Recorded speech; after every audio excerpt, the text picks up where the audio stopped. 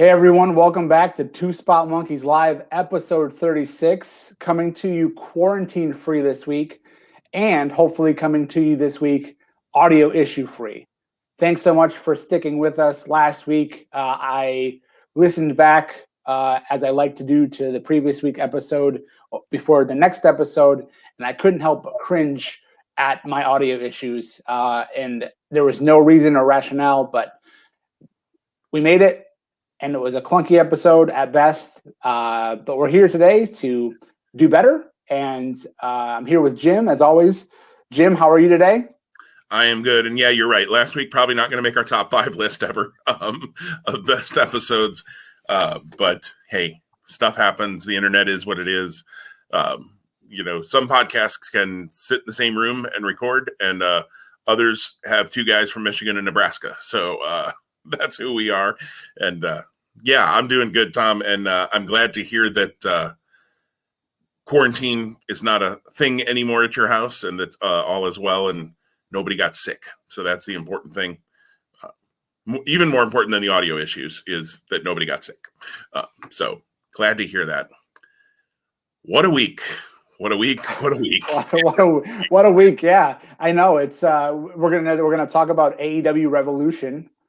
And arguably that's the biggest news story of the week in pro wrestling, for good reasons and maybe not so good reasons. Kaboom? Anyways. Kaboom.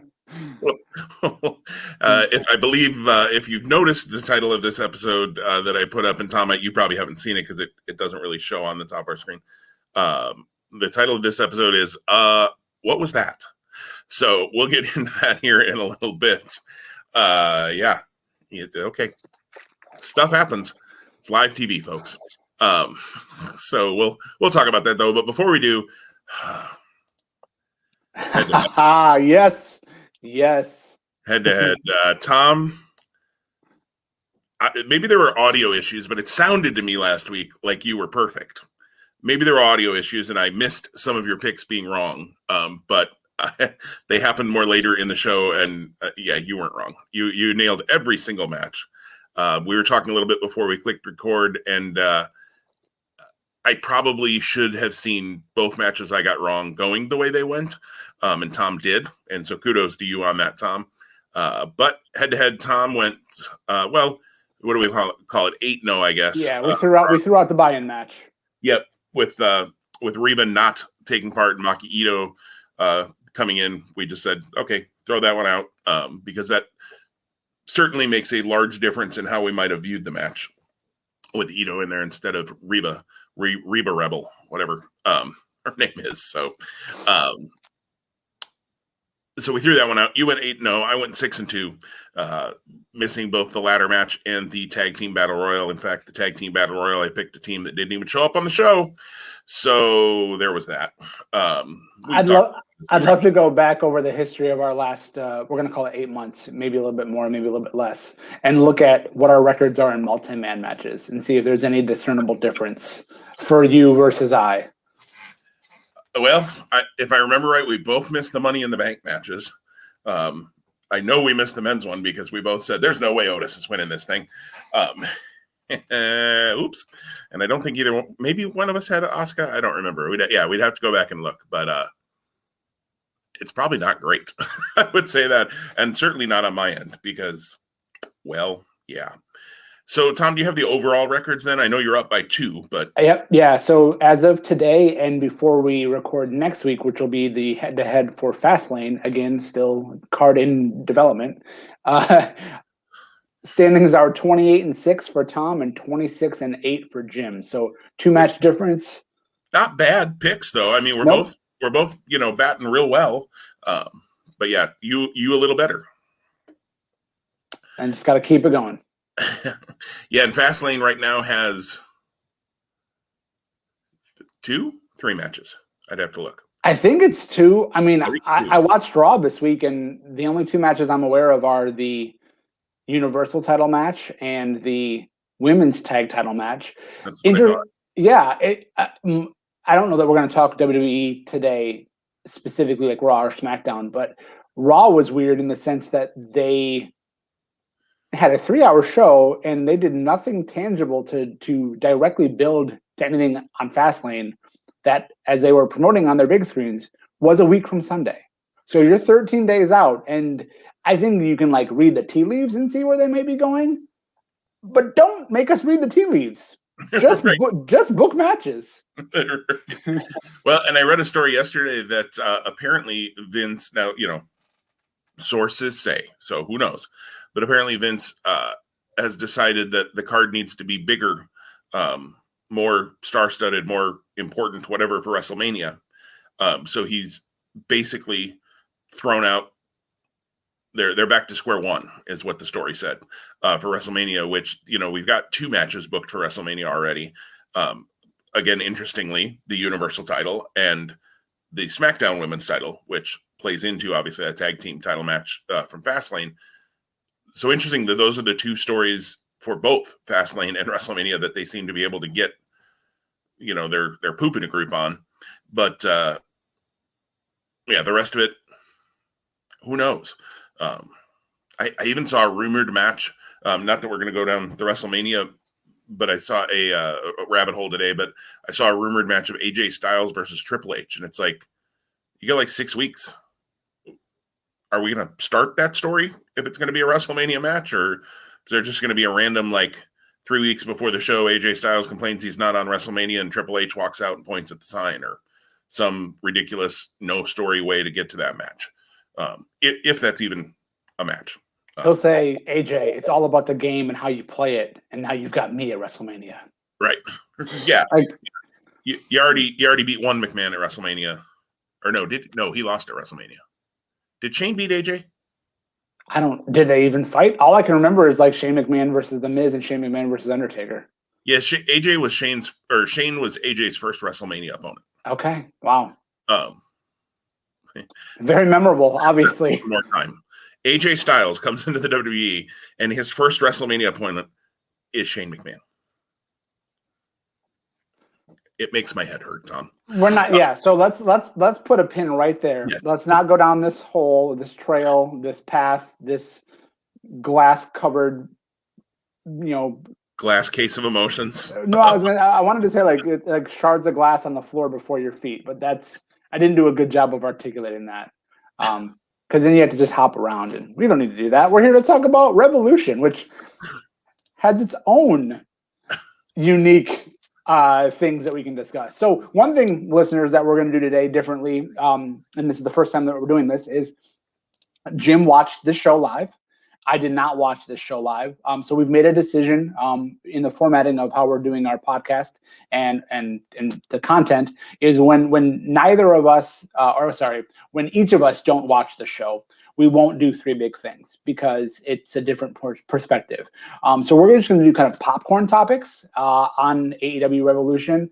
And I'm sure, at least for me, I'll think that'll bleed into the fallout that happened on Dynamite as well. So, Jim, you watched it live, so I think you have a little bit of a better, like, kind of finger on the pulse for the show than I would. I read the results, and then, of course, I saw the scuttlebutt online, and lack of a better term, the fallout. Yeah, fallout's a good word for it. Nothing else fell. So let me ask this, Tom, and live on the air, I'll just ask it. Do we want to start with the death match, or do we want to end with the death match? I mean, it's the biggest story, so why not start with it? Like, I don't. Okay. Yeah, it's fine. So let's start there. Let me start by saying Kenny Omega and Jon Moxley had a pretty darn good match up until the end. It was a good battle. The explosions when they hit the ropes, looked about like how, if you've ever seen an exploding barbed wire death match before, from FMW or other places, looked similar to what I've seen with those. The paradigm shift that Moxley hit kind of off the apron through one of the valleys of hell, or whatever it was Callis called the boards on the floor. I can't remember now the right term. The explosion wasn't as good, but again, you're going through that, so I understand, there's a safety into how you want to do that. you can't really blow the guys up as they hit the board either. And again, if you can't do certain things, don't advertise certain things either. I mean, you can't do that. Everybody knows you can't. So you got to be a little careful. That one was a little weak, I would say, but not obviously to the level of what happened after the match. I can say watching it when the match ended before the 30-minute countdown, which they did not have on screen. So I don't even know the official time on the match. It probably wasn't as close to 30 minutes as they might tell you. Maybe it was. I haven't seen. I'd have to look at Meltzer. Usually is really good at putting times up. But when it ended before the 30-minute countdown and the big explosion was going to happen, I thought, so why did they put that in there? Much like we've talked about with ROH and the pure rules about if you interfere, you're going to get fired. Like you have a rule, it never comes into play. Why have the rule? So with the 30-minute countdown, I was like, well, that was kind of dumb. But then the announcers kept playing up like, they got to get out of there. Like, we're getting close to the countdown. They got to get out of there. There's going to be an audible siren right before the countdown, which was a little goofy. But sure enough, air raid sirens go off because that's what happens before a ring explodes, I guess. And Gilbert showed up to AEW.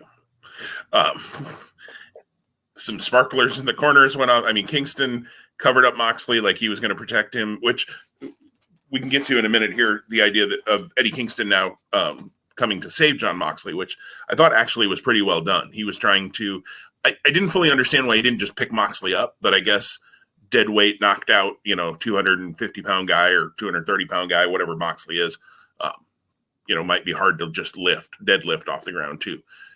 But he covered him up. 4 sparklers went off. There was a little bit of a cloud of smoke and nothing. Before we talk about that for a minute, I do want to say I have not seen Dynamite yet. I have read Dynamite's results so that I could have some sort of an hopefully intelligent conversation with you today, Tom. I got to give AEW credit. They tried to make chicken salad out of chicken stuff with what happened on Sunday, which obviously they weren't going to be happy about. Nobody in the company was happy, I'm sure. And I've heard that the rigging company who they had hired kind of went, well, yeah, that happens sometimes. And like, that was their explanation, which sounds like it didn't make AEW people happy, which I can understand. You promoted this, it went over like a fart in church. They're not going to be happy. I have to give them some credit on Dynamite for trying to twist it as much as they can. Omega's, a bad builder or whatever. Moxley said, he thought it had Acme on the side of it, which I thought was a fun little reference. Kingston trying to talk about he laid there for so long because he sold it like the whole thing had exploded, and which kind of made it worse in the end, honestly.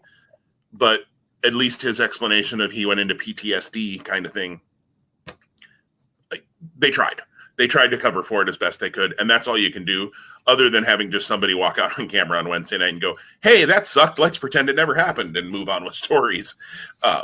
They did the best they could. But Tom, as you read what happened and maybe have you seen a video of the ending?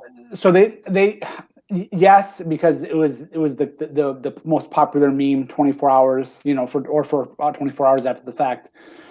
The question I want to pose, and this is not to create an argument between us, because that's not what I'm trying to do, and I know this won't land with you like that, but I'm getting ready to fight, Tom. You've heard the story. There's your side of the story. There's my side of the story, and there's the truth, right? Okay.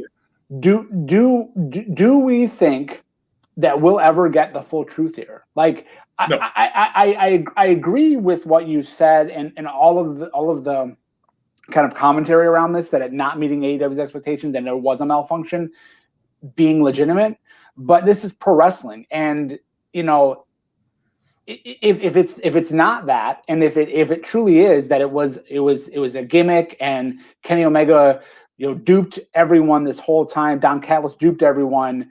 I mean, either they got darn lucky and that's a pretty easy storyline and it's a logical storyline to connect. That's also a saving grace, or that's actually what was meant to happen. I don't know where I land on the issue. I know we have a mutual friend who was very adamant about criticism of how that went down, and the way that individual responded made me think that it truly was a malfunction, and AEW did not get the bang they were looking for lack of a better term. But I don't know that he's in the know enough to even know, right? So I think they've covered it well. I think that whether they intended it to be this way or not, and again, let's keep the narrative that they didn't. I'm only bringing up the other side of the coin just to have a conversation.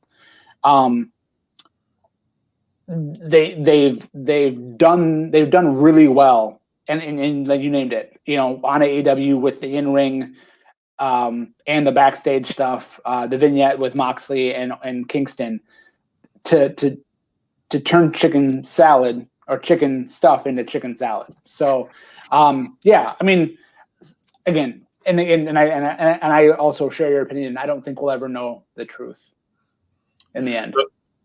When Tony Khan does his media scrum after any pay-per-view, and he's very forthcoming, and I think it's, there are folks, including friends of ours, who really harp on the fact that Tony and the Bucks and Omega and Rhodes all push that AEW is going to be a sports-centric themed product. And I think we've seen that while there are some aspects of that, it's a pro wrestling product. It's, it's got some cheesy, hokey, eye roll stuff. But Tony does do these media scrums, which is very sports-esque, like the press conferences after a big game. Well, it's like Dana White in UFC. Yeah, like exactly like Dana in the UFC. He had one line that does make me and made me question exactly what you did of, was this a mistake and a botch, or was this supposed to go off the way it did? The only thing that makes me think it was supposed to be a bigger explosion was Kingston's reaction. I don't, and who knows, we'll never know. I hope they didn't book it where it was a dud and then Kingston was supposed to sell it like he was dead. If they were booking it to be a dud, I would hope it would be a dud, and then Kingston stands up and goes, "What the hell is this?" And play it that way.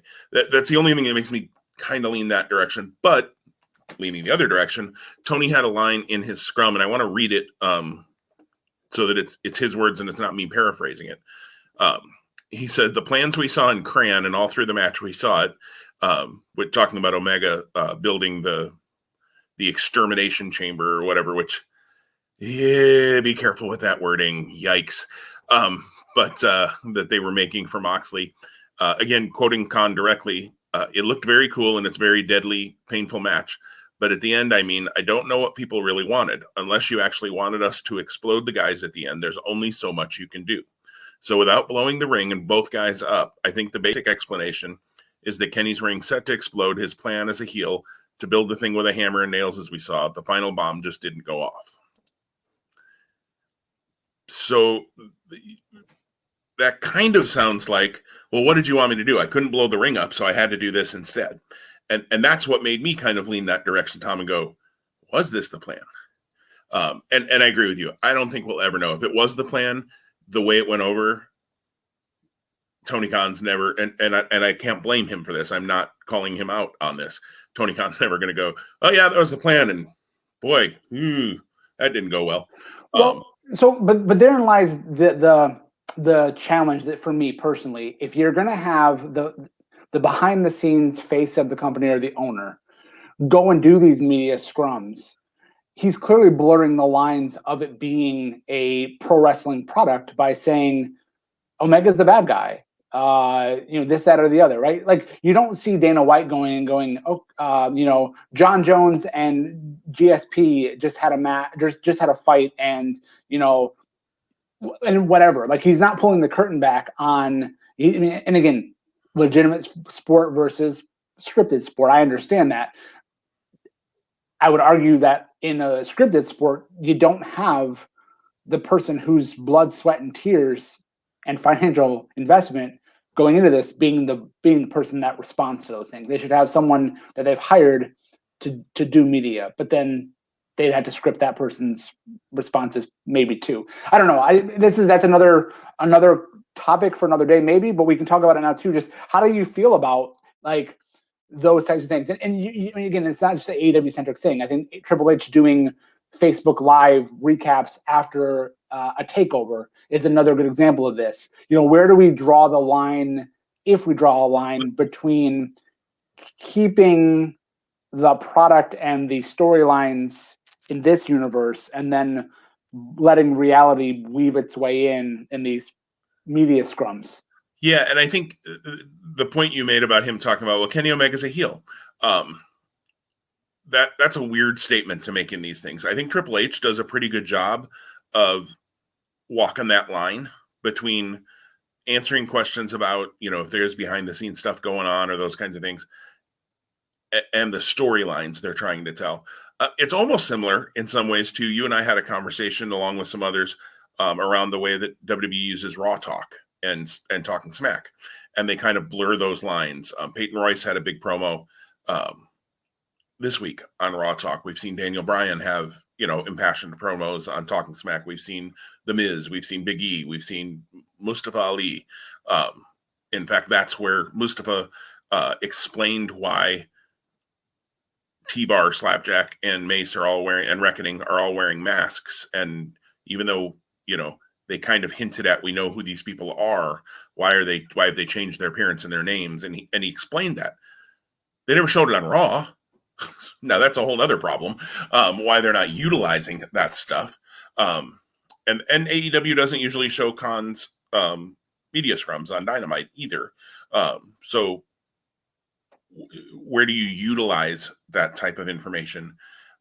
It is. We're in such a weird spot in that, it's not the kayfabe world where, heels and faces couldn't even travel together. And if they got caught in a bar together, they got fired, and, all of those kinds of days back in the 60s and 70s and maybe even early 80s. Everybody, I don't want to say everybody, but most everybody knows what wrestling is. Maybe some kids still believe in, it's still real to me guy, at the conventions or whatever. But it is weird. And the explanation was strange. I'll just say it was strange. His explanation was strange. The show as a whole, and we'll talk a couple other, nuggets out of the show as well, but the show as a whole was good, but it was the first time that I felt at the end of the show like, that really wasn't worth $50. And I think it's because we're in such a time frame of WWE gives you everything current anyways, and we're going to talk more about backlog and that sort of thing in a little while here later on when we talk about the network. But for $10 a month, or now $5 a month on Peacock Premium, so you're getting WrestleMania for $5 a month. Now you talk about AEW's if you feel that's a better booked product, it's a more exciting product. You can talk about all of that, absolutely. But when you're getting every WWE monthly pay-per-view for $5 a month now, it was 10. They're even dropping the price now to 5 through Peacock. And you get The Office too, which Office and Parks and Rec for $5 a month, sign me up. But that being here nor there, you get that for $5 a month. And now you're asking me 4 times a year to spend $50. So for the price, basically, and in your case, if you wanted to watch it through your cable provider, it's $60. So basically, in your case, you get the whole year of WWE on Peacock for the same price as 1 month, one show, 1 4-hour show. Not quite 4-hour show. That's hard. You really got to blow it away every time. And to that point, if you make that choice and you had chosen last Sunday and then you walked away feeling unfulfilled, how likely are you to put your money back on the table the next time that you have that opportunity? Right. And I just felt everything went, almost every match, I felt like they could end this now. Like, it was good, but like everything just felt like it had to be long. It got into that, and New Japan does this sometimes too. New Japan is as guilty as anybody probably of doing this sometimes, where it's like they feel like for a match to be epic, it has to be 30 minutes, or it has to, I don't think it does. If you tell your story well, and if your action's good, some matches can be that long. Absolutely. they kind of tipped their hat that the exploding death match was going to be somewhere in the neighborhood of 30 minutes because of that whole 30-minute countdown that they were going to do, and then the whole ring and the arena was going to blow up and everything.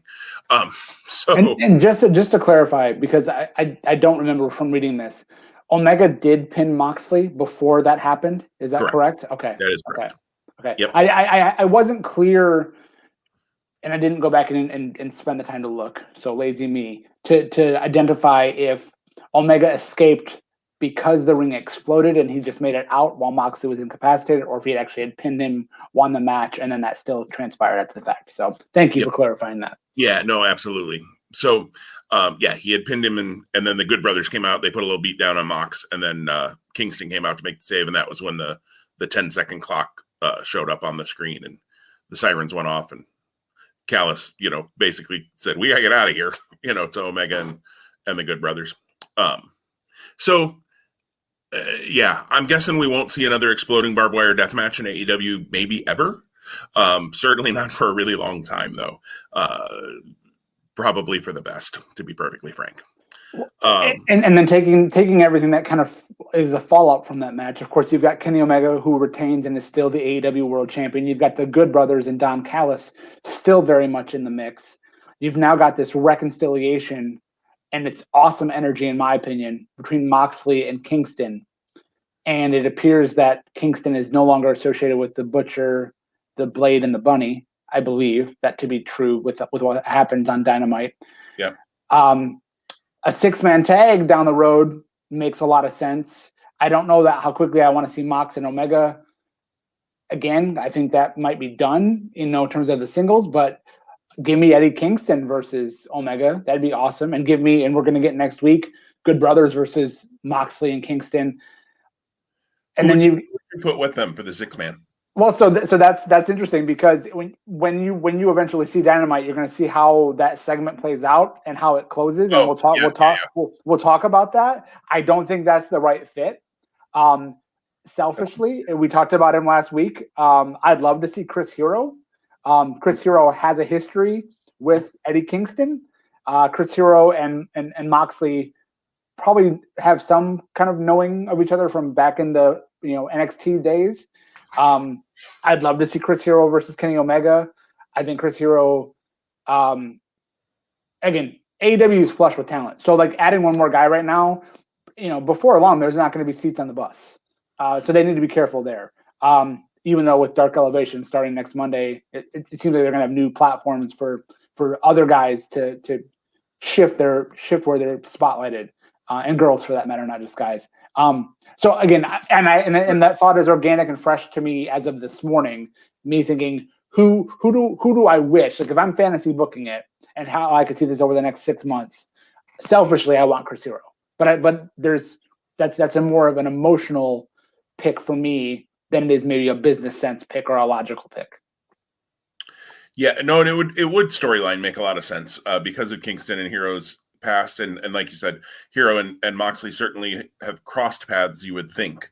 I don't know if they've ever worked a match against each other. Nothing jumps to mind, certainly, but which is kind of a shame. I actually would like to see that down the road as well. But well, let's talk about what happened on Dynamite. So Kingston and Omega had a face-to-face, which I love the idea of. Eddie Kingston is one of the best talkers, I think, in the game. He's real. He's authentic. He does not sound scripted. I don't think he is either. I think AEW really, for most people, does kind of do the bullet point, especially those who have the ability to do that. Maybe they script some of the younger guys who need that right now and aren't ready maybe to cut a promo on their own. Eddie Kingston, Chris Jericho, MJF, those kind of guys, Moxley, hand them bullet points and they're gonna roll with it. Kingston is so believable on the mic. So I love the idea of elevating him. Do I think Eddie Kingston's going to beat Kenny Omega for the title? No, I don't. But I'm okay with that. I didn't think Kingston was going to beat Moxley for the title either, and I enjoyed their match. I don't necessarily have to. It helps to think that the other guy might win. But if you tell the story right along the way, you might even get me to believe it during the match. We talked about with Kevin Owens and Roman Reigns in the Last Man Standing match when Owens handcuffed him, at the bottom of that scaffolding or whatever it was. I had the moment of going, holy cow, I think they might actually flip the belt here for a little bit. So tell the story, right? You can change my mind halfway through a match. And I think they could do that with Kingston Omega. Absolutely. I have to admit, I'm disappointed in how that segment ended on Dynamite.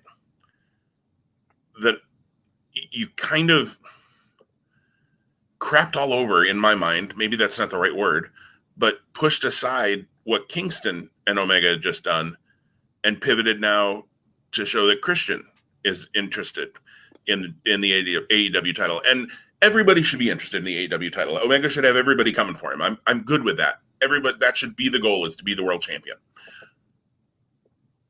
I just don't know that I would have done it right at that moment. And Christian is going to be a great guy, I think, to help bring along a lot of those young guys. He'll have a coach role, I'm sure, too, and kind of be an in-ring coach, you would think.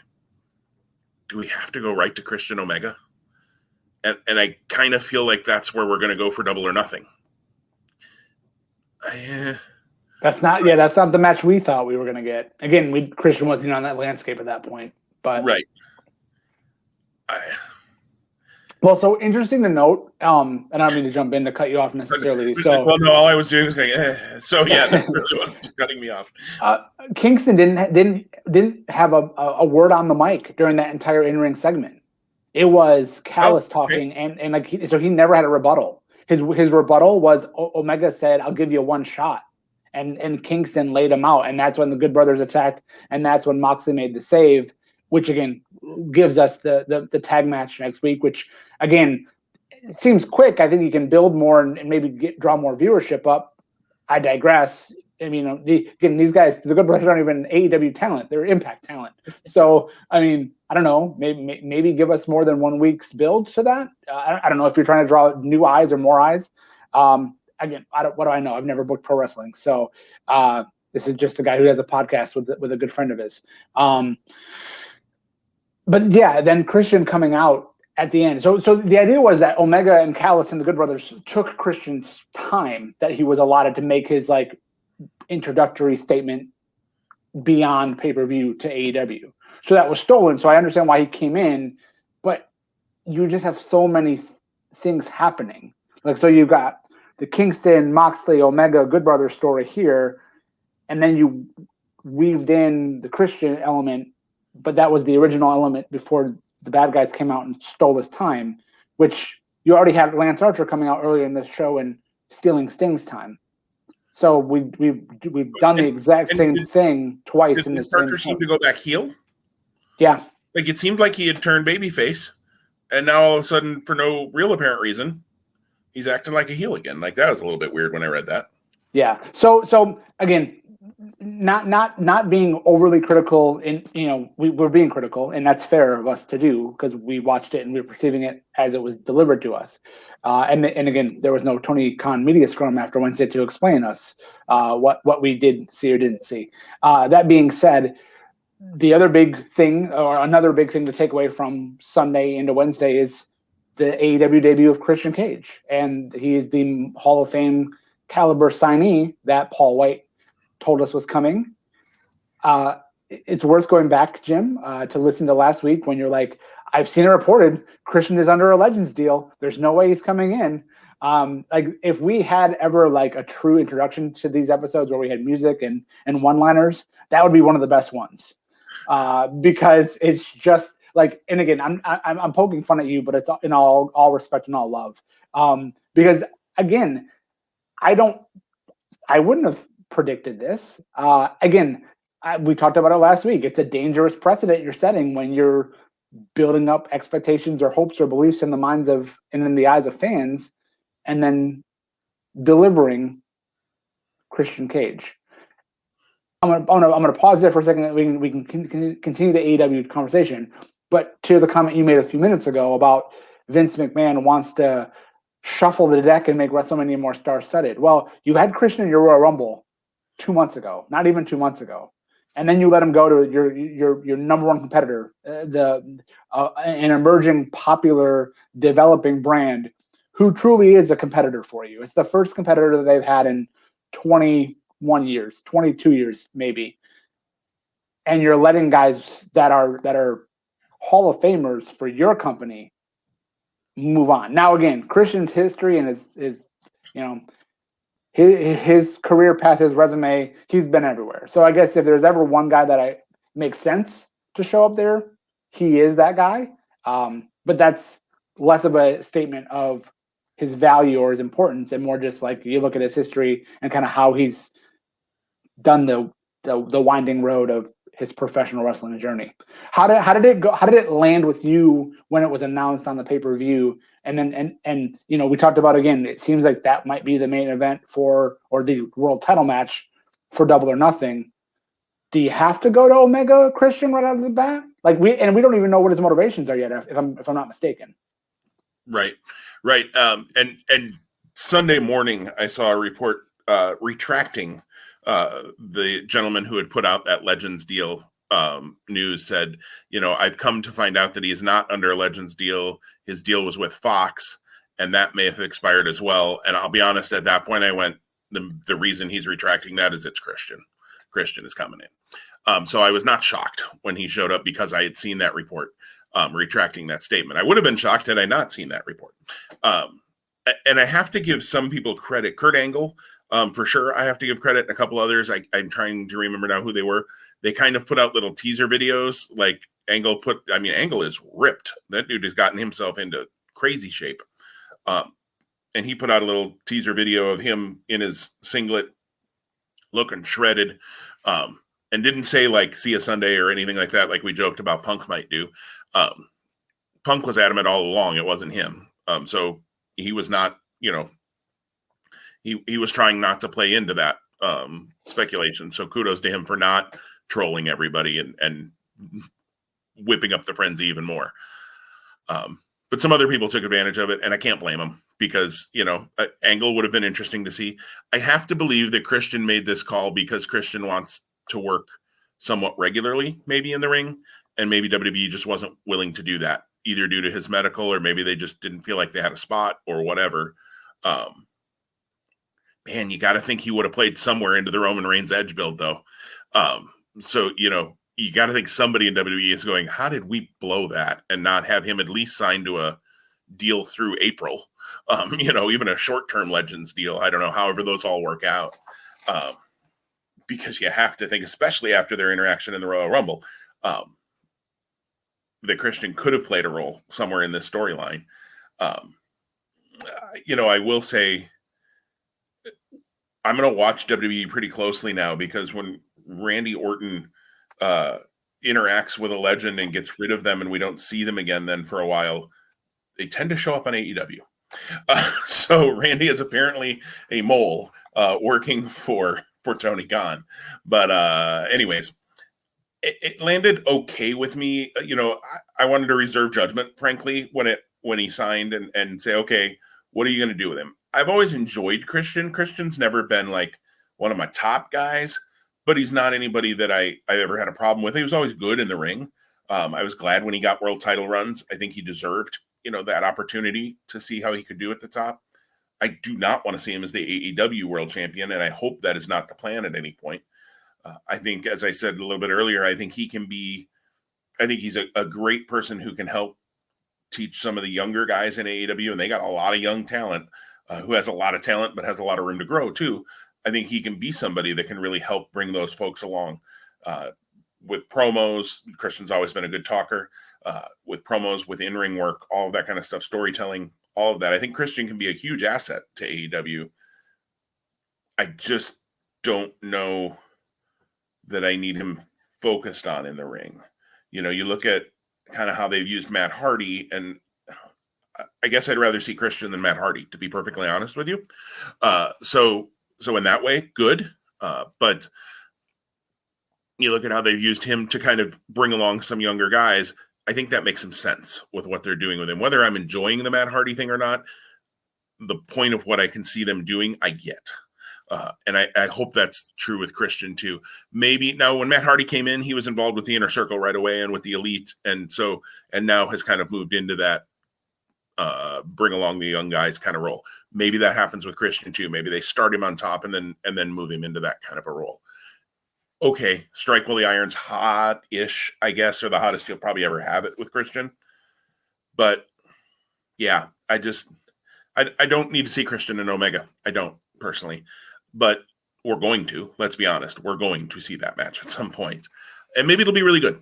I don't know, but is that going to make me really want to buy Double or Nothing? At this moment, no. Maybe they can tell a story that will make me want to see that.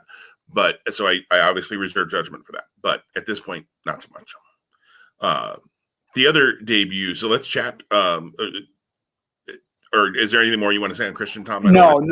Yeah, I'm going to be interested to see when he actually has the chance to talk. I'm going to guess that's going to be next week. Yeah, I'm open. I'm open to seeing what happens. I share a lot of the same opinions. Like he's not someone that I'm going to be like, well, I'm going to definitely watch AEW more because he's there. It doesn't change my desire to be engaged with the product in any way differently than it did a week ago. Totally agreed. And it doesn't make me less likely to watch AEW either, to be fair. Yep. To me, he's not a needle mover either direction. So I hope he's not being paid as a needle mover either direction for them business wise. I hope he's getting paid. Obviously he's getting a payday or he wouldn't be there. And kudos to him, make that cheddar, but, go for it. But the other debut we saw was in the ladder match, Ethan Page, who is a guy I've just never gotten. He just doesn't click for me. I know we've got some friends who do enjoy him, and that's great. I'm glad he clicks for some, but it didn't shock me because, again, he had finished up at Impact, and they've obviously moved Josh Alexander into a singles role, so it didn't look like he was coming back to Impact. Doesn't shock me. He's here in AEW. Again, willing to see what they do with him, but meh, as far as probably him and Matt Sydal would be my most like, oh, that's the guy. When the surprises come out, Brian Cage, I thought was a pretty good surprise when he came out. But yeah, Ethan Page, but it did lead to you getting a match right in the ladder match. So I'm interested to hear your thoughts on Ethan Page, and then also your thoughts on the push for a guy that you have been behind for a long time in Scorpio Sky, who definitely seems to finally be getting a little bit of a singles push, and he won the Sonic the Hedgehog Memorial ring trophy or something to get that TNT title shot. Champion of the Honey Nut Cheerios, Scorpio Sky. Why not just a contract? I mean, it's for a TNT title match. Why not just a contract? Or you don't even have to do the briefcase. Hang the contract on a hook. Like that ring was dumb. I'm sorry. The proverbial brass ring.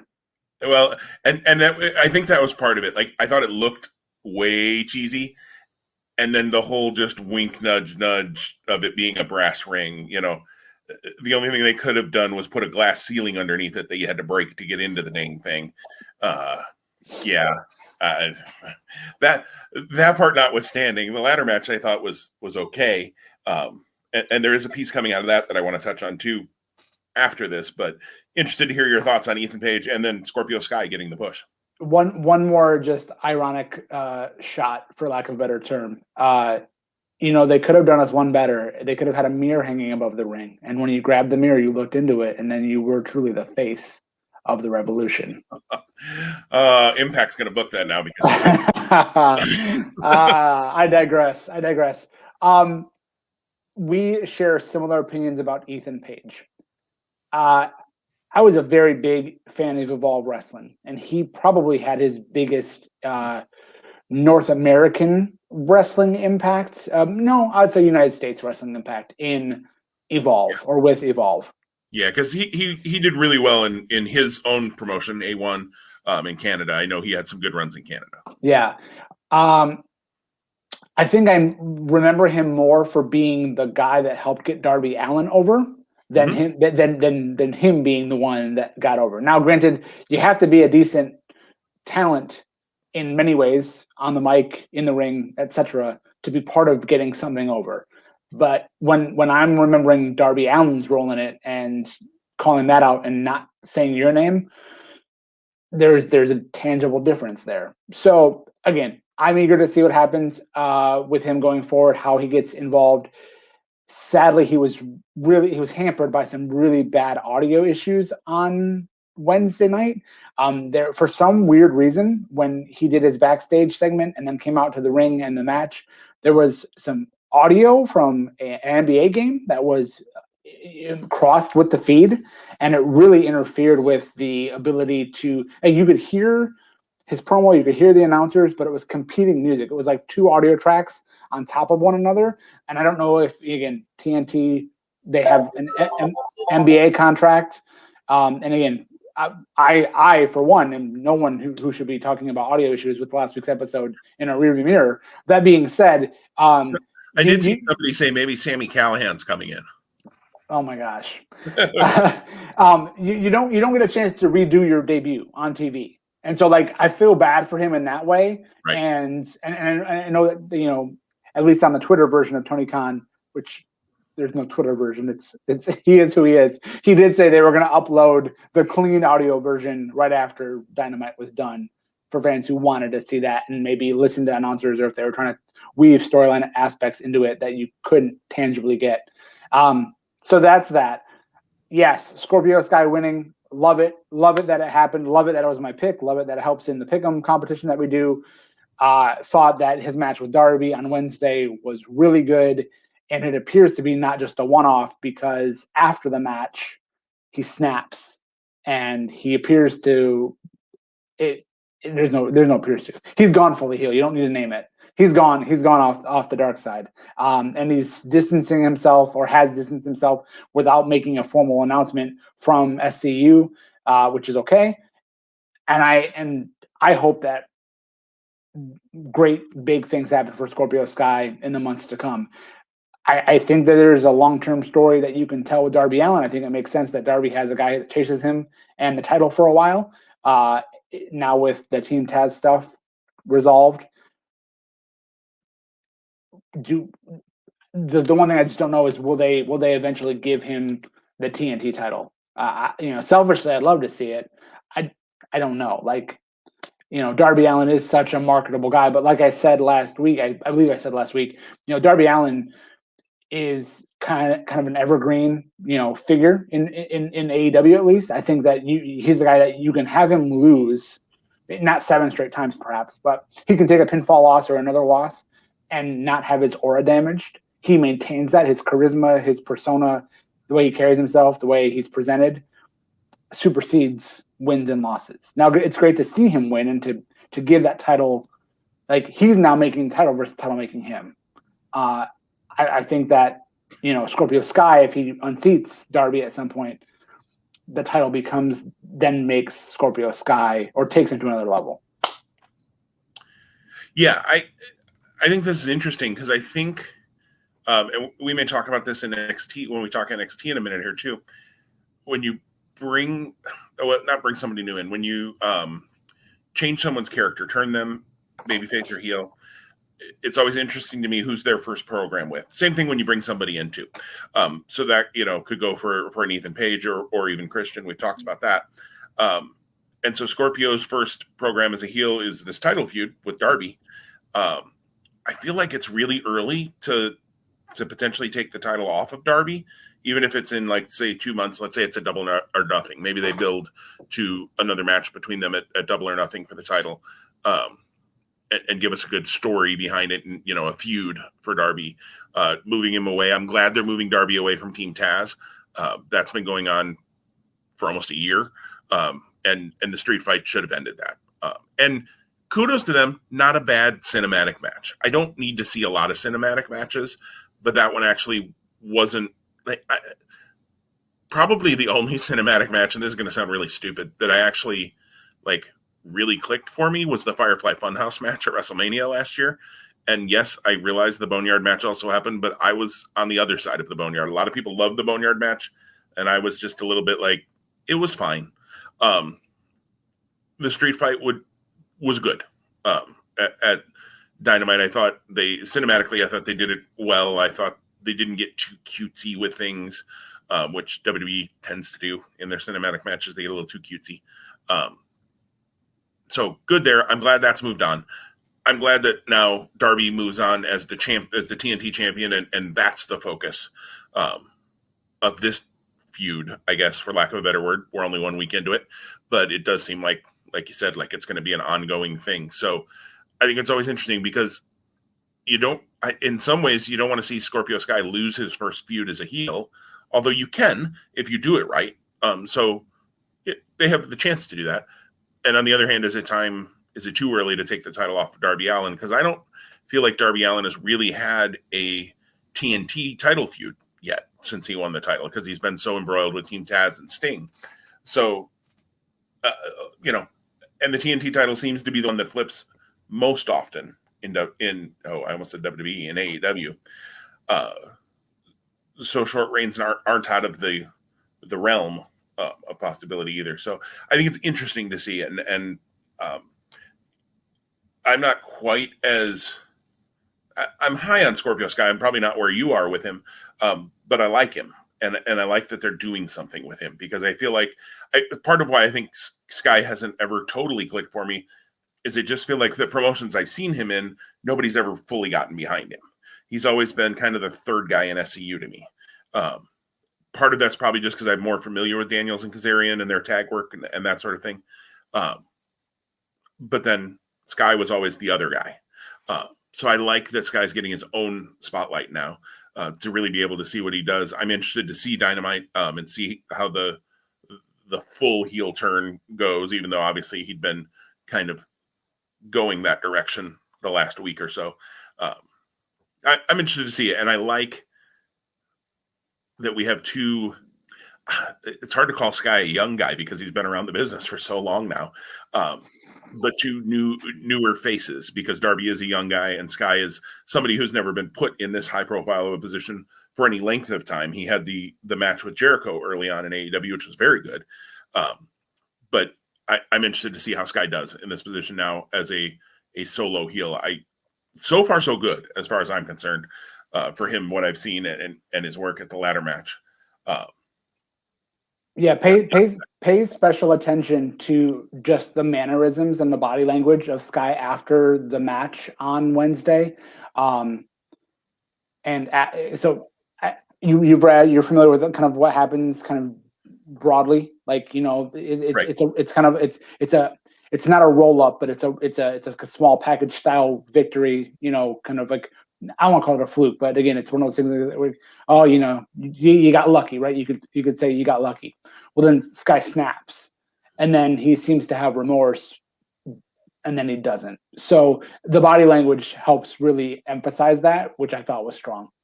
Very cool. Very cool. And I love little nuances like that when guys have character work like that. And if Sky, can keep having that piece, even better for him as he develops that character. The other piece out of the ladder match that I just briefly want to touch on is it seems like, because Pac and Phoenix are moving on to the tag title match, which Jackson and Phoenix had a banger of a match. I've seen most of it so far and have loved what I've seen thus far, and I haven't quite seen the finish. I know who wins, but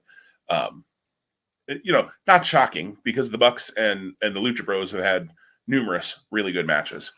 So not shocking that they had a good match, and substituting Pac in for Pentagon is interesting to me. But the flip side of that is what I wanted to talk about. It seems like maybe they're going to give Pentagon a little bit of a singles run while Pac and Phoenix do the tag thing, which is interesting because you wouldn't think it would be that way. You would think Pac would have the singles run and the Lucha Bros. I kind of like that they're switching that up with Death Triangle. I've been a Pentagon fan since Lucha Underground. That was where I first became aware. I knew of him. I knew the name before, but I hadn't really seen any of his work before that. Became a huge fan of his in Lucha Underground. Loved that AEW signed him. I like Pentagon a lot. Phoenix is great too. Pac is great too. That's an awesome threesome that they've got there together.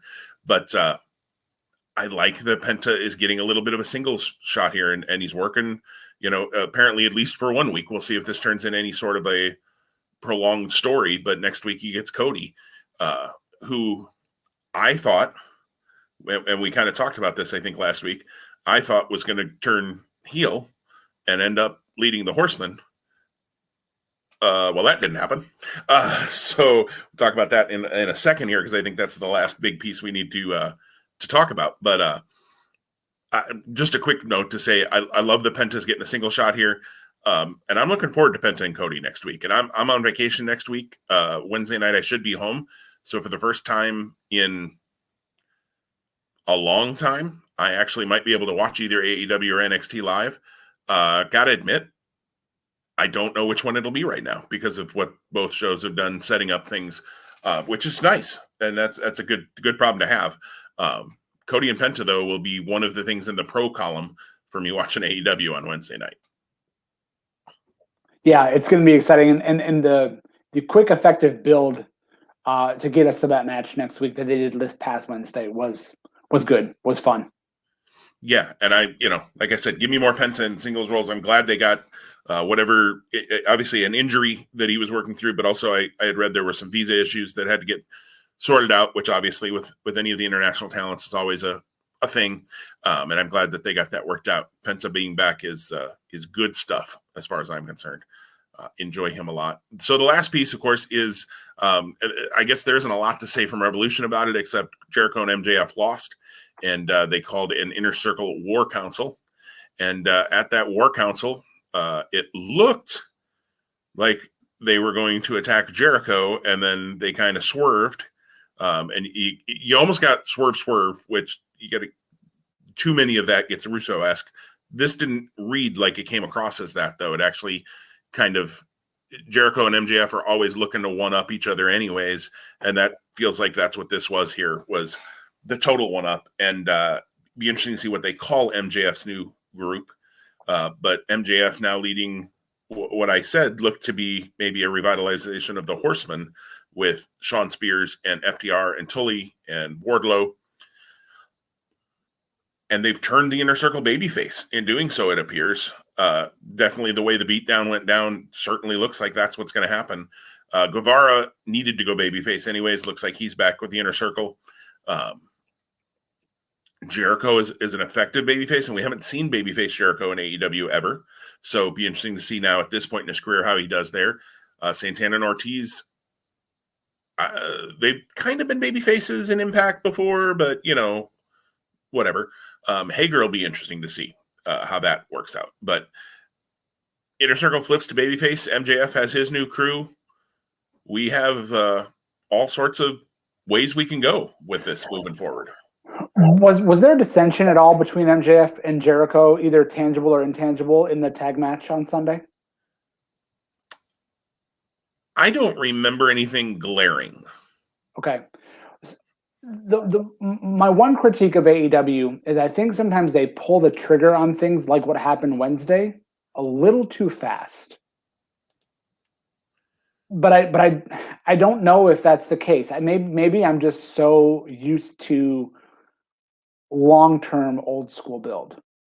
And in case in point, we'll talk about the network transition to Peacock here momentarily, but earlier this week I had the realization of that transition coming up, and I had some time throughout my day to work and have something in the background. So I threw on November to Remember 96.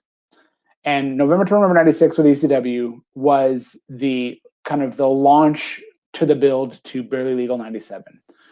And one of my favorite storylines in the history of professional wrestling, and will be forever at the top of the list, was the build to what was the Taz versus Sabu singles match at Barely Legal, which is one of the main selling points of that pay-per-view. But the build to that hits the next level at November to Remember.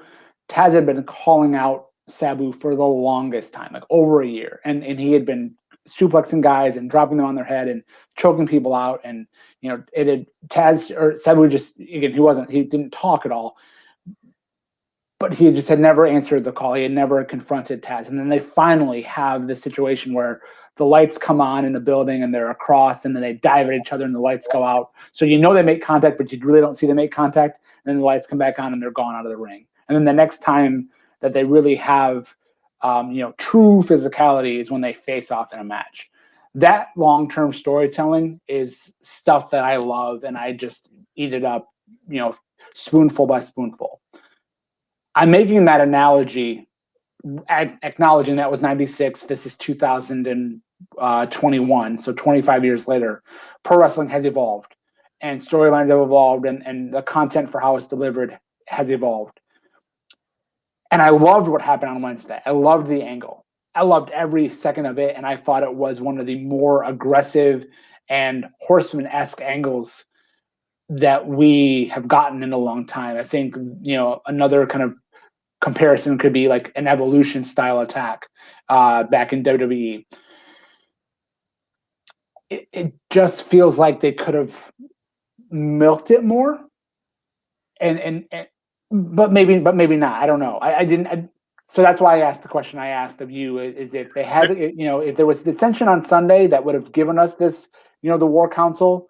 I don't know. It seems like storylines on fast forward at sometimes.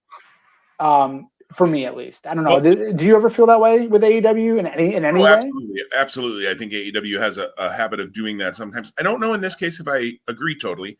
I guess when I go back and say not a lot of dissension, there was the interview afterwards in the back with Inner Circle, and they both Jericho and MJF said, yeah, I think we need to discuss some changes. And they both, the way both of them said it, they just kind of were looking at each other like some change, so there was that. And you were wondering what change are we going to, is it adding somebody? Is it getting rid of, they certainly were, I think were hinting that somebody was going to get kicked out. And all along, I feel like this storyline has been that MJF, how long can MJF and Jericho coexist? Yeah. Because, they're very similar.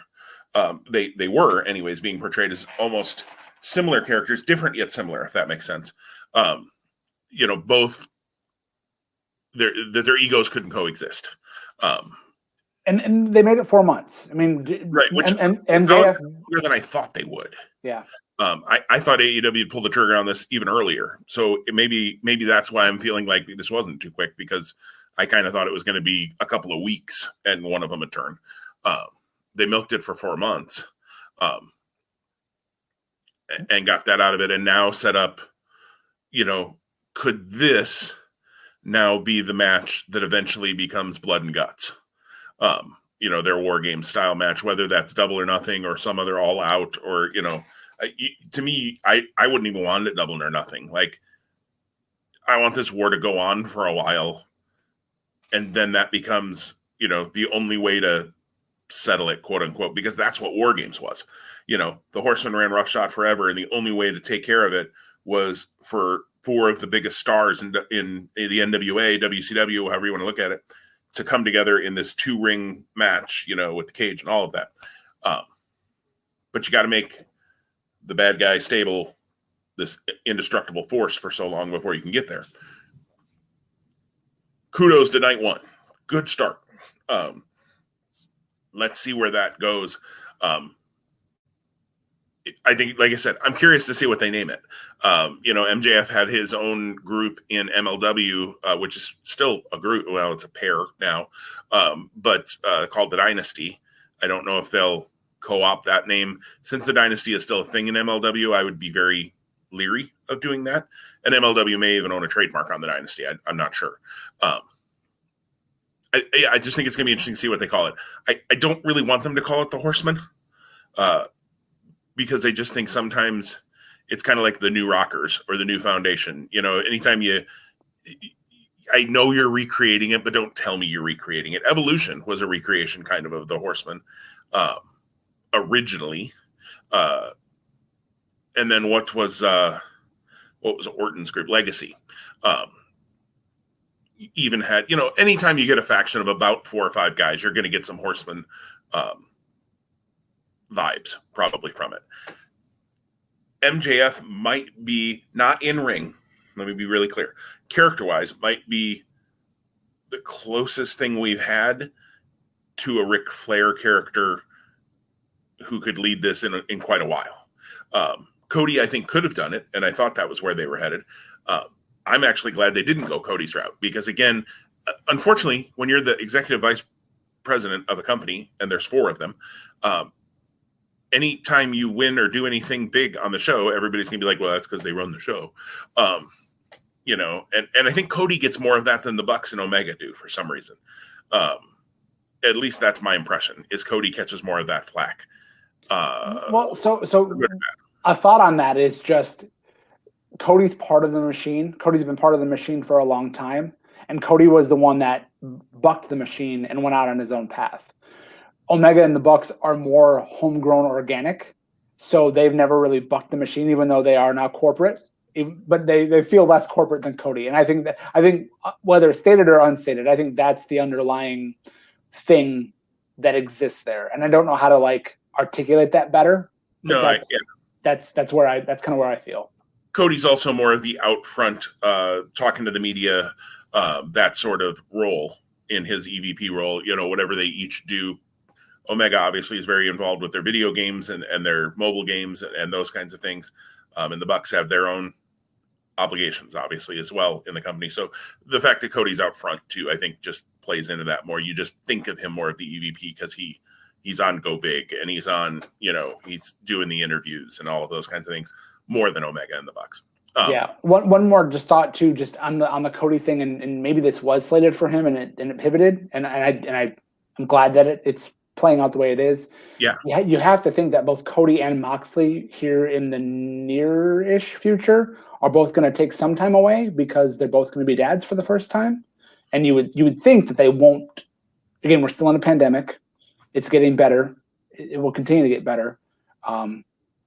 You know, this is not a news podcast, but there was a statement yesterday that the goal is that, you know, by May 1, everyone in the United States, regardless of what classification you fall into, should be eligible for the vaccine. So that way, by 4th of July, we can resume in-person gatherings without restrictions. I don't know if you saw that story or read that at all, but that's that's interesting. You know, it's a worldview. It's a United States view. But that stuff pours over into the world of pro wrestling, because if those who choose to get vaccinated on that timeline, we're closer to in-person pro wrestling events as well. So that being said, that has nothing to do with Cody and Mox being fathers, but you think that they're going to want to support their wives and be with their children and not come to TV every week. Maybe I'm wrong about that, but that'd be my perception, having 4 kids of his own. Right. Right. Yeah. And much like Seth Rollins took some time off, you know, when he and Becky Lynch's child was born. So yeah, it'll be interesting to see it. And maybe that was a pivot, with Cody now, you know, having that coming up in his life. Maybe that was a pivot. And like I said, and you just said, if it was, I think it's a good pivot. And I think it's actually better than it would have been. And I think it will be received better than it would have been with Cody. And maybe that never was going to be Cody, but even Arn coming out and flashing the 4 a week ago on Dynamite, you know, made me go, okay, Cody's going to be involved in this. And then kudos to them. They swerved me, bro, as Vince Russo would say. So, well, and to me, and I'd love to hear how you feel on this. I feel like it was the right amount of like putting the cards back into the deck and shuffling them out into the face and heel side, and having just enough change coming out of this pay-per-view that it really feels good. Like there's a lot, but it's not too much. Yeah, I agree. I think I am very intrigued to see where things go. And that's good. That's what you want, right? You want me as a fan to want to see where things go and not just go, oh, I know where things are going. Yeah, I think, you know, for as much as I said AEW, the pay-per-view was okay, that's only based on what I had to pay for it.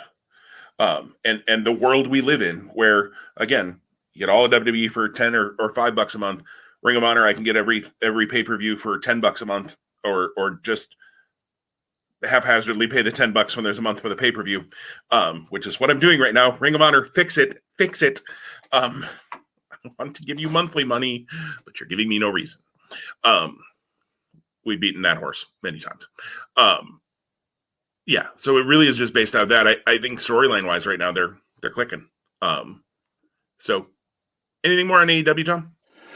No. I'm glad that you were able to watch the show live. I know the week you had last week being a busy one and not having the ability to watch as much wrestling. I hope that even with the challenges that the show presented in its delivery, that it was still worthwhile for you. Yeah, it was. It was nice to be able to just sit and watch wrestling for a few hours. Yeah, because the last week I had was very busy. This week is a little less busy, but not much. So a lot of wrestling hasn't gotten watched either. But I got vacation next week, so there'll be some wrestling watching going on next week. It'll be time to catch up. Sorry, wife, I'm going to watch wrestling. That's right. Well, we're spending the whole week together, so I'm guessing at some point she's going to be like, "Do you have wrestling to watch downstairs?" So that may work out all right. Well, we've got two other topics we still want to hit, and we're an hour 10 into this, so let's keep this train moving along. I don't think we'll spend nearly as much time on either of these two topics. And let's remember this the next time we say we haven't talked to AEW in a while. We spent nearly an hour covering AEW content, and yes. deservedly so. Deservedly so, absolutely. And we spend lots of hours on WWE content, so I'm glad that we got a chance to really dive into some AEW stuff as well. So, and if we missed anything, tell us in the comments or wherever you talk to us, and we'll hit it next week. If there was something you really wanted to hear us talk about that we didn't hit, which would be shocking in an hour and 10 conversation about AEW, but maybe there was. Maybe you really want to hear our thoughts on, I don't know, Hikaru Shida versus Ryu Mizunami. Yeah, and that was a good match, but there just wasn't a whole lot coming out of it for me. Well, let's talk about NXT. NXT had a big week this week. They had a loaded show. They also had two massive announcements made this week. One is that TakeOver will be a 2-night event as well coming up on WrestleMania. TakeOver did not happen last year. Well, the matches happened with the TakeOver logo on the screen, but at the Performance Center when everything kind of shut down last year. This year, TakeOver will happen at the Capitol Wrestling Center, and there will be the fans or trainees or whoever it is that there are there in the crowd. So we'll get some crowd reaction, which will be great. 2-night event, Wednesday night in its normal time slot on USA, and then the Thursday night event, the next night, will air live on Peacock. So that will, in some ways, I think, be a little bit of a trial run for WrestleMania with the live streaming on Peacock, which is not a bad idea from WWE, certainly.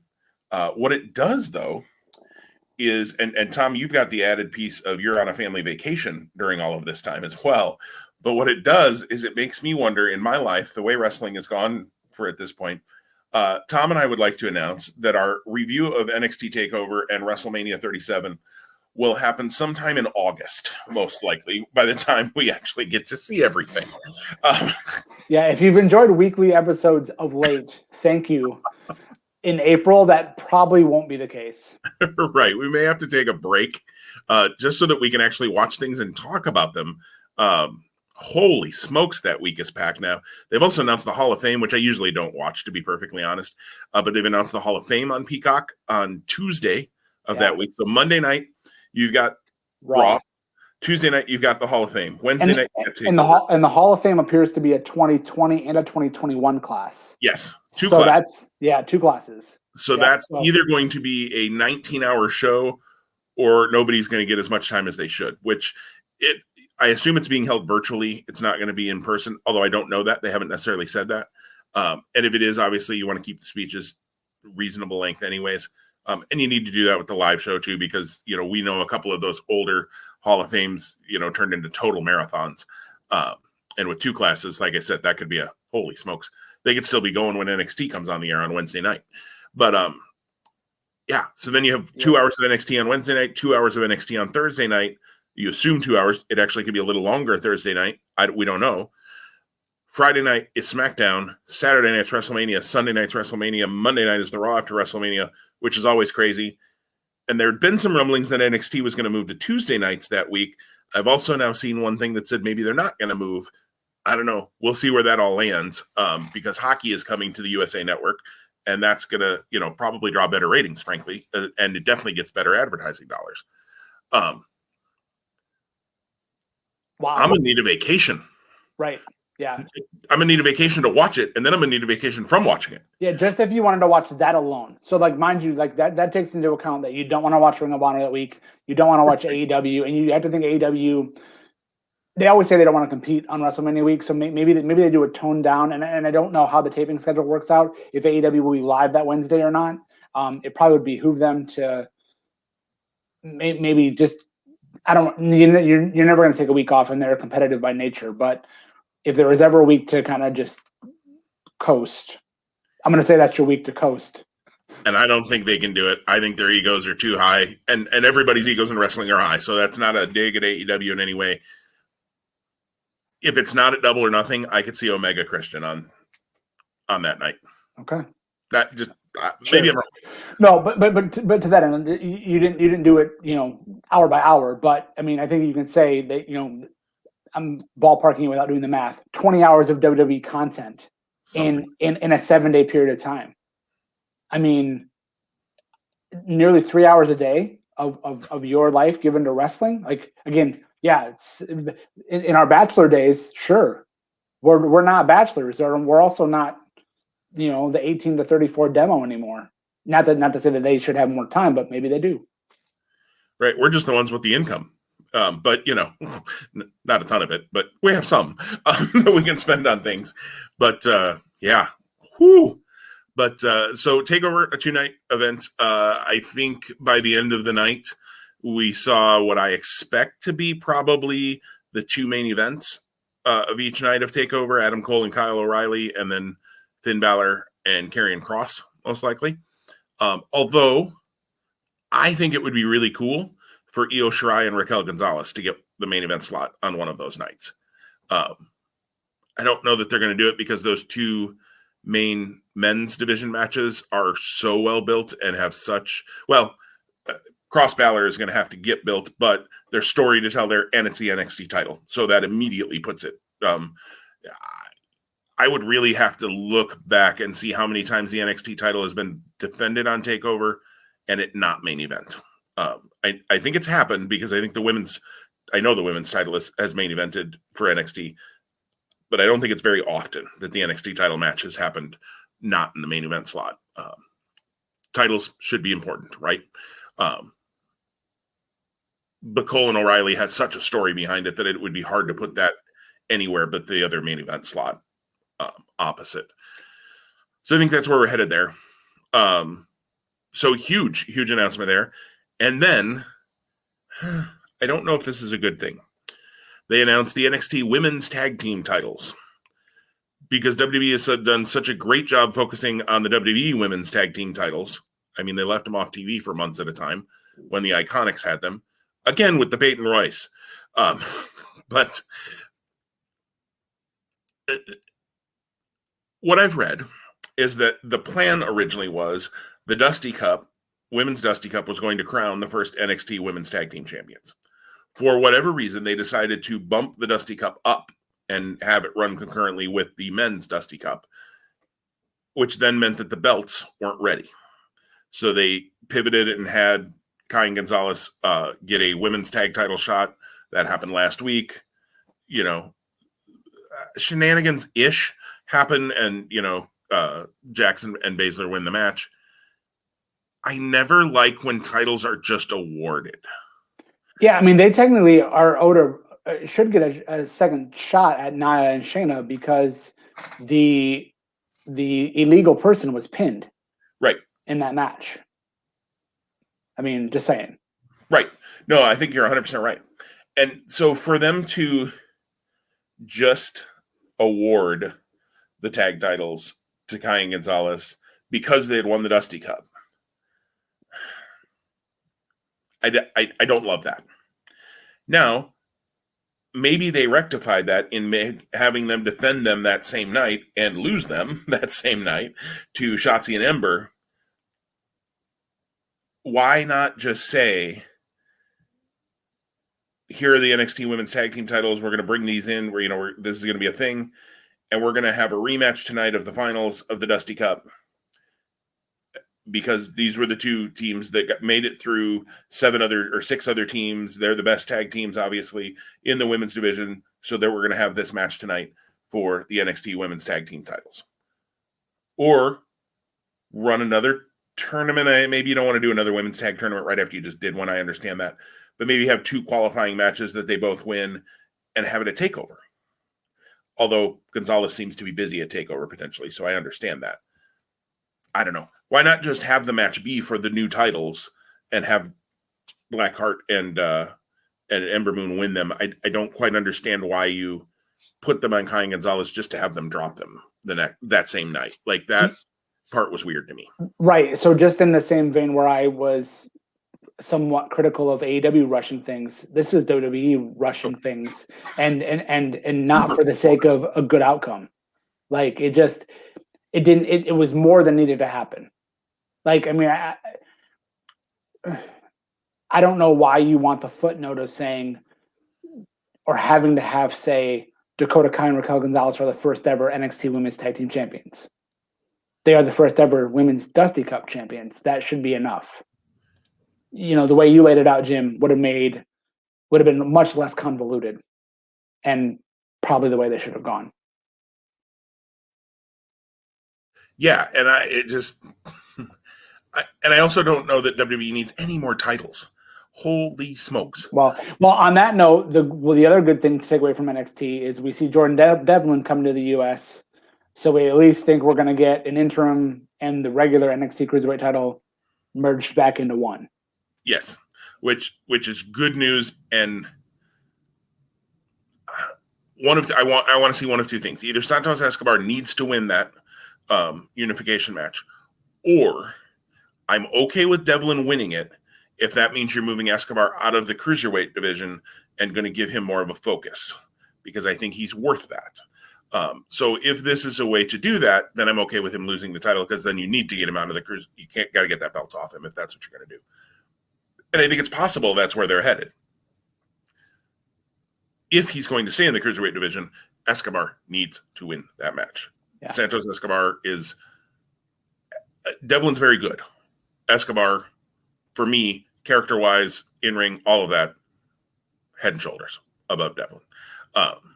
Devlin's very good in the ring. Character-wise, I don't think Devlin's even in Escobar's ballpark. So, yeah. And they seem to be even, Mendoza and Wilde, who tend to lose most of their tag matches, which is a little annoying to me, that they're not made into more of a force. In fact, I picked them to win the tag titles 7 months ago at a takeover, a Halloween Havoc, or something where we were talking about it. But they got themselves a win, albeit with MSK coming down and distracting the Grizzled Young Vets and that sort of thing, which I like that you're already setting it up either for MSK to lose their tag title shot, or if they happen to win their tag title shot, which I still think they will, you're already setting up their first challengers, MSK and Grizzled Young Veterans having a good feud already built. So I like that. And I like that Mendoza and Wilde got a win because I think that Legado del Fantasma is very, very good. I'm a big fan of all three of those guys. Like what they do with them, and I just want to see them give Wilde and Mendoza a little more credibility. So a win over Grizzled Young Veterans, even with some shenanigans leading to it, can be a good reestablishing and launching point for them. We'll see how that moves forward, as they go. But TakeOver's already starting to take shape, it feels like, even though we're still a month away. It feels like they have a much more defined vision of where they're going for TakeOver than they do for Fastlane, which is like a week away. Vince versus Triple H, right? I mean, that's, their booking styles. I mean, so NXT, it'll be interesting to see, but the women's tag title thing was wonky as heck. I have to say, I read through the results. As I said, I haven't seen it yet. Was Cameron Grimes on the show this week, or did they not have him? No. Weird. I know. Missed opportunity. Yeah. And that's, I have loved his thing. Ted DiBiase, I'm coming for you. If DiBiase isn't a takeover, then I don't know why they're doing this. They've got to have an idea for Ted to come in and even just have a skit with Grimes. I'm loving Cameron Grimes. I liked him since he came into NXT, but I'm loving what they're doing with him. On the flip side, let's talk just real briefly here. I don't want us to go too Broadway, and we still have one more topic. But much like I was talking about with Scorpio Sky and Darby Allin, when you bring somebody in new or you have a person turn or that kind of thing, I think it's interesting. You and I both have talked about LA Knight is somebody that I've had on my radar for years and years and years, and somebody I'm very excited to see in NXT. I think it's interesting that Bronson Reed is his first opponent, feud, whatever you want to say, because they've gotten behind Bronson Reed a little bit here lately and been pushing Bronson. So I just don't know who you have go over at this point. Now you can make it a prolonged thing, and probably Knight gets the first win by some sort of illegal tactic, distraction, thumb in the eye, something. But it's interesting to me to see that that's where they went first. I feel like there are probably some other options. They could have had him win a couple of matches against a guy, I hate that they don't use Jake Atlas more than just, kind of cannon fodder for others, but somebody like that. Leon Ruff's getting a little bit of a program with Isaiah Scott, but you could have Knight come in and, beat up Ruff or something. So that I know those guys are busy doing some other things, but I don't know. It'll just be interesting to see how they book it, because I think both of those guys are guys you seem to be getting behind. So eventually I could get to that, but wow, starting right off with it. Interesting what they're going to do. I think we don't get that match specifically until TakeOver. I think LA Knight says he's debuting in the ring next week. I don't see that against Bronson Reed. If they do, I won't be surprised, because that's sometimes how things roll out. I think you need to have LA Knight come in and embarrass someone, and then Reed comes out to save them. Just two other things that I just want to call out on NXT. They're building something between Imperium and Timothy Thatcher. Yep. They haven't really told us their backstory, but there is some sort of backstory there. Golly, has Tommaso Ciampa really fallen down the ladder? Although I read that Ciampa said he would like to get in the ring with their general. Yes, yeah. So So I was gonna try to get there, and I don't know if that's how we end up at TakeOver, or if it, however that works. Again, if Jordan Devlin can come to the U.S., why can't Walter? I don't know. I don't know. Again, much like I felt with Johnny Gargano, and he's actually, his character has evolved in a different way, but still fresh. I feel like Ciampa has regressed, and I don't know. He needs to shave his head too. Yes, the hair doesn't help, and I don't know the value, if there is value, of calling yourself Old Man Ciampa. You don't want, NXT should be your cool hip brand. I don't think you want yourself going around being called that. So I wanted to call it just the Thatcher, Ciampa, Imperium, potentially Walter coming in that mix. How that's going to play out. And if you remember, and I don't know that if you do, Tom, Thatcher was a member of Ring Kampf with Walter and Alexander. Why did I just lose Alexander's last name? Wolf. Wolf. Thank you. I kept thinking White, and I'm like, that's not right. Alexander Wolf. They were Ring Kampf in their indie days over in Europe. So that's, without naming it, that's the backstory. Yeah. Thank you for that. The other thing is Pete Dunne. Pete Dunne did beat Jake Atlas on Wednesday. Pete Dunne's still associated with the Brit Brawlers, the tag champs. Again, it seems like they are destined for MSK. And so Pete Dunne has to have his own thing. Pete Dunne laid out a challenge where he wants someone to come after him. It seems like that should be setting up a big someone. I don't know who that big someone is. I love Pete Dunne's shrug, like when he beats someone and he snaps their fingers and he's like, that is the best. He cares, but he's like, no one can touch me right now. So I hope someone can come in and give him a run for his money. Perfect guy to do that to me, because of their history. Tyler Bate. Tyler Bate seems to be busy in NXT UK, so probably not that. But again, I think the Bate Dunne chemistry is off the charts. So if they want to run that back in 2021, I'm on board for that. Yeah, and I'm trying to think if there's anybody that we haven't seen for a while, maybe that they could be bringing back. I don't think it's going to be Velveteen Dream or anything like that. I hope it's not, to be perfectly honest. If there's anybody that's been on the shelf or anything, nobody's coming straight to mind. So be interesting to see. And I love when they build things, again, a little slowly like that. And I'm a Dunne fan as well. So Dunne looking menacing and unbeatable or whatever you want to say works for me. And he plays that character so well. Just like you said, the shrug of, I'm a really, really but I'm a big jerk, and I don't care. So NXT and AEW both, have a lot going on right now, which is a lot of fun, and seem like they have some builds going on towards things, which is more than we can say for main brand WWE. But we'll talk more about that probably in the weeks to come. But before we go today, just want to touch on the WWE Network moving over to Peacock. They released more details this week at launch, which is just about a week away right now. In fact, it is a week away from Friday here as we record early morning on Friday. At launch, you will have all of this year's pay-per-views. You will have every episode of Raw and SmackDown, and the new ones get added 30 days after, and that's just due to their broadcast agreements with USA and Fox, which is what they were roughly on the WWE Network as well. And you're going to have a lot of the documentaries, the Stone Cold podcasts, or not podcasts, whatever it is that he's doing now, his video show. You're going to have The Last Ride. You're going to have, Chronicle and 24 and all of those shows. You're not at launch going to have every WWE, WCW, and ECW pay-per-view at your fingertips. They plan to add all of the back catalog by SummerSlam. So you've got March until sometime around August before all of that will get re-added. They're not adding all of the backlog yet until sometime around August. And I suppose they'll be loading some of these things as they go along. It's not going to be one big dump in August either.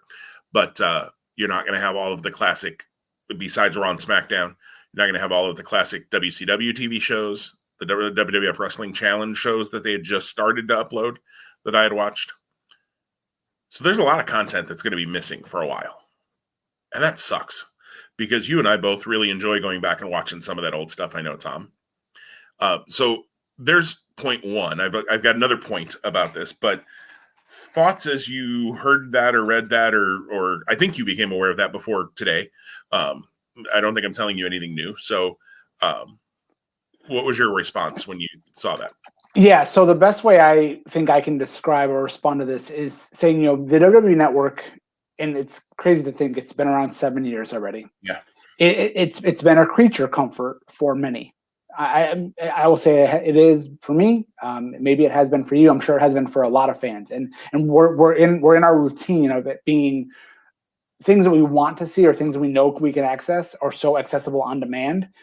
It's like, to take it out of the wrestling landscape, if you've got a favorite snack or if you've got a favorite fast food, comfort food, you can run through the drive-thru or run into the store and you can find it just like that. That's being taken away from us. And I have a hard time believing that the infrastructure doesn't exist where you can literally take the network as it stands and go extract and input, especially with all the money behind this. It isn't happening, obviously.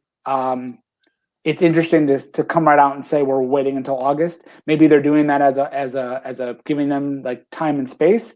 If they then over deliver and give it to you in July or June, look, we gave it to you sooner. Okay, nonetheless, and again, it's a hit or miss proposition for me in a way. Like I said, I don't always want to go watch November to Remember or something, a nostalgic ECW show or WCW Nitro or whatever. But to know that I had that access because I was paying for it, and to now know that I'm losing it, it's a bummer. So I do think it's definitely smart that they've put it at the $4.99 tier, because there is a $9.99 tier to Peacock as well. That you don't have any ads then when you're watching their catalog of shows, The Office and Parks and Rec and all of their shows and movies. The $4.99 tier does have ads. But I think it's smart that they're putting the network at the $4.99 tier, because if you left it at if you went to $9.99, you'd be asking for the same amount of money. Yes, you're getting all of the NBC shows, but let's be honest, there are some WWE fans who could give two craps about anything else on Peacock. They're looking just for the network, and that's fine. I happen to enjoy some of those shows. There's some movies on there that I'm looking forward to watching that were behind the $4.99 paywall, not free. There's a lot of stuff on there that's just free already, but there's a lot of movies on there that I'm interested to see that I've never seen or that I want to see again. So I'm fine paying the $5 and knowing that I'm getting a lot of other things too. Although I'm disappointed, like you said, to not be able. I just started watching some of those wrestling challenges, And now I know I have until April 4th, basically, because the old WWE Network goes away on April 4th. They just hit me for my $10 because I forgot to cancel in time. So I will, have that until, I guess, April 4th. I don't know if I need to cancel. Like, they shouldn't hit me again after April 4th because I can't have it. But I also feel like I probably should cancel before then, just in case, because I don't want to pay $10 for something I can't use. So I think that's smart that it's less. But man, that's a disappointment. The other disappointment for me, and you and I talked about this just a little bit before we went live recording, you won't have the opportunity to pause or rewind the live feed. So when you're watching a live pay-per-view, you'll have that ability when you're watching anything on demand, I'm sure. But you won't have it with the live feed. So when you're watching, if you decide to watch Fastlane on Peacock, and then when you watch WrestleMania on Peacock, since it's the only way to see it, you won't be able to pause. You won't be able to rewind. To me, that also would mean then I won't be able to start it from the beginning if I start watching it an hour later. So sometimes with pay-per-views now starting at 6 o'clock, sometimes 6 o'clock hasn't worked for me. I shared with Tom, Fastlane, for instance. I have a trivia night. I run a trivia company. We've talked about that before. I have a trivia night that goes until 7 o'clock, about 40 minutes away. So it's usually 8 o'clock, 8:15 before I get home on a Sunday night if I have that trivia night. It's once a month. Happens to fall on the same night as Fastlane. Now, I still have access to WWE Network. So when I get home, if I decide to start watching Fastlane, I can start it from the beginning on the network. No problem. Normally that night, though, falls on the second Sunday of the month. This month it got moved 1 week because of my own personal calendar. So that means in April 11th is the second Sunday of the month. So that means when I get home at 8 o'clock and I want to watch night 2 of WrestleMania, my two options are now going to be either start watching WrestleMania right at that moment and pick up whatever match is happening and watch the rest of it, and then have to go back and watch whatever matches I missed, potentially having them spoiled for me, as Tom mentioned, with a flashback. Earlier tonight we saw Daniel Bryan win the U.S. title or whatever. I'm just throwing random things out. I don't expect that. They do owe us a Riddle Daniel Bryan rematch. Right. They do. And I would love to see that actually at WrestleMania. I have no idea how you get to that with them being on different shows, but it's WrestleMania. Things can happen. As much as I wanted to see Bryan go against Reigns, I don't necessarily want to see an angle, and I do worry slightly we could be getting to this. I don't necessarily want to see a three-way for the Universal title. Get Bryan in with Reigns and Edge. Singles matches for titles at WrestleMania, for the main titles at least. Anyways, different story for another week. That's a bummer for me in my own personal viewing habits because I don't always get down there right at the beginning of a show.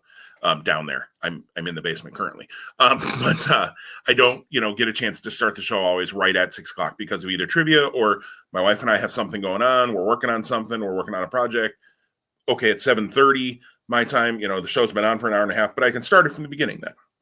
When I have to start, it's just life, and in this world with so much on demand, like on demand allows you to live life, and then when you have that time to dedicate to jump in. And so again, it's 7 years of being able to come in at 7:30 and go, nope, watch from beginning. And now that's gone. And that's gone. And I have that ability with, right now we use Hulu Live for our main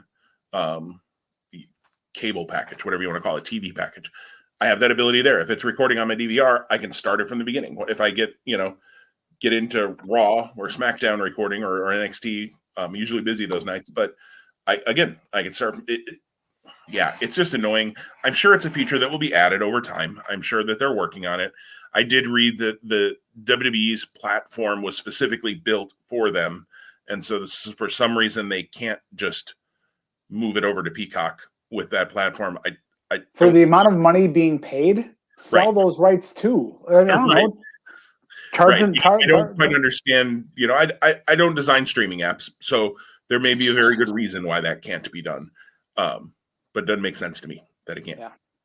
Yeah. And that with the lead time you had, knowing this deal was being worked on and being come with it, that you couldn't get that figured out is annoying. So for me, either I start watching WrestleMania night 2 halfway through, or now I have to try to find time in my week, which we previously discussed how much time I don't have in my week usually, to try and find a way to watch night 2. It's just, it's an annoyance. Look, does it mean I'm not going to subscribe? No, they're going to get my $5. and I'll figure it out. But yeah, it just stinks. It still can be a point of frustration on that path. And again, with anything ever being new, we both had the pleasure, pun intended, now no pun intended, of working remotely over the course of the last year due to the pandemic. There was adjustment there, and we both made it work. And I know that as WWE fans, we'll make this move to Peacock work, but doesn't mean we can't be grumpy about it or right. Can't whine about it on a podcast because, hey, otherwise, why do you have a podcast? Right. So, and again, not that we wanted to close the show on a sour note. That's not our intent, but it's happening. Like you said, and it actually snuck up on me. The fact that we are a week away from this move. Wow. Yeah. Yep. And the network, WWE Network, will still be live until I think it's April 4th, if I remember the dates right. But just before the insanity of WrestleMania week begins. So we'll see. We'll see. But, hey, I mean, from a business side, WWE is getting like $5 billion or whatever for this licensing deal. Maybe it's $1 billion. I can't remember. It's a lot of money that they're getting. From a business side, I get it. I mean, why wouldn't they do this? From the end user side, at least at the start, there's going to be some annoyance. Now, I remember 7 years ago when WWE Network rolled out and not everybody, there was lots of complaints about what wasn't on the network at that point too. I think part of the frustration now is after 7 years, we've gotten so much, there's still things that aren't on the network. There were only the first 13 Wrestling Challenge episodes, the old school WWF Superstars, which was actually kind of their A show at that point. Maybe there's a few episodes here and there if they've used them for documentaries or things, but they haven't started to upload those in mass. And I think part of my frustration is I just realized now that's going to be way down the priority list to get those going again. So, I'm probably fall, winter before I even get Challenge back again. And that's annoying. Partially because that last episode, I've shared this on the podcast before, that last episode of Challenge that they've uploaded thus far, which I'm probably just going to jump ahead and watch before the 4th so that I can see it, is the first of, I believe, 3 episodes, maybe 4, that were the very first wrestling show I ever attended, was that Wrestling Challenge taping. And I was so looking forward to reliving all 3 or 4 of those shows. I probably can find them on YouTube. They probably exist out there. But I definitely want to go back and watch the first one. I won't remember much of what happened. I was like 8, 9, something like that. But nostalgia-wise, and to see if I might be able, we sat in like the 4th or 5th row. So can I find my brother and I and my grandpa sitting on Wrestling Challenge from 1986? Man, that would be fun. That'd be awesome. Yeah. So I'm probably going to have to go back and watch that show anyways now, just out of sequence, because it's going to be a while before they get them uploaded. I say if ever, but hopefully they'll get to that. So there's a bummer of a way to end a show. But in happier news, we'll be back next week because I'm on vacation. So and no audio issues this week. No audio. Nope. You sounded great all day. It's early morning. What am I saying all night? Whenever you're listening to this, I sounded great. Tom sounded great. And we hope he sounded great to you too, because I heard nothing bad this week from the audio, which is also a huge step in the right direction after we fumbled our way through last week. But next week we'll be back. We'll be back with Fast Lane picks. And then really quick on the heels of that, we're going to have to do an episode the next week with Ring of Honor 19th anniversary picks. So it'll be good to delve more into Ring of Honor. We've touched on it each week along the way. Didn't touch on it this week, but we'll have a lot more to say as they continue to build that card out. They've got 3 matches, I think, announced thus far, and more to come over the next week, obviously, weeks to come in Ring of Honor. So looking forward to our next 2 head-to-heads, and hopefully a chance for me to close that gap a little bit on you, Tom, and not let it widen anymore. Boo to you, sir. Yes, for those of you not watching on YouTube, I made a widening symbol with my hands and pointed to me. I know that on an audio podcast, you got to kind of tell the story. So Jim was booing me for that reason exactly. Yes, absolutely. All right. Well, everybody, you guys stay safe, stay warm.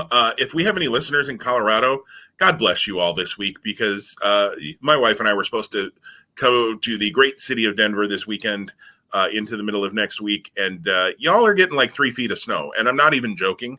Like, seriously, the prediction is 12 to 24 inches, maybe over 30. in Estes Park, which is not far from Denver, just into the mountains a little bit. Literally, the weather report says 2 to 4 feet of snow. They don't even talk about it in inches. They're talking about it in feet of snow. If we happen to have listeners in Colorado, I don't know that we do. But if we do, stay safe, stay in, have some hot chocolate, watch the WWE Network until you lose access to it. And stay safe and stay warm, because we're not coming to Denver this weekend anymore, because that's just stupid weather, frankly. So stay safe wherever you are. I hope it's a lot warmer and you're not getting 3 feet of snow where you are. We're not here either. We're going to get some rain, but that's fine. We need it. And we will talk to you again next week, right back here, Two Spot Monkeys Live. Have a good week, everybody.